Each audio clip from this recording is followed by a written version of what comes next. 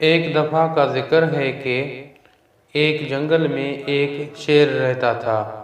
एक दिन वो शेर सो रहा था कि अचानक एक चूहा वहाँ आ गया और शेर के बालों में घुसकर खेलने लगा। अचानक शेर की आँख खुल गई। उसने चूहे को पकड़ लिया। चूहा डर गया। वो शेर से मिन्नत करने लगा कि मुझे छोड़ दो, मैं आइंदा ऐसा नहीं करूँगा। शेर को इस पर रहम आ गया। उसने चूहे को छोड़ दिया। चूहा जाते जाते शेर से कहने लगा कि मैं इस एहसान का बदला ज़रूर दूँगा। शेर हंस पड़ा। एक दिन कुछ शिकारी जंगल में आ गए। उन्होंने जाल डालकर शेर को पकड़ लिया। वहाँ अचानक वो ही चूहा भी आ गया।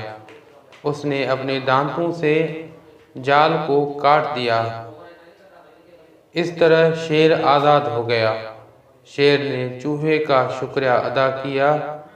चूहे ने कहा कि कोई बात नहीं, एक दिन आपने मेरी मदद की थी और आज मैंने आपकी मदद कर दी है। इसमें शुक्रिया किस बात की।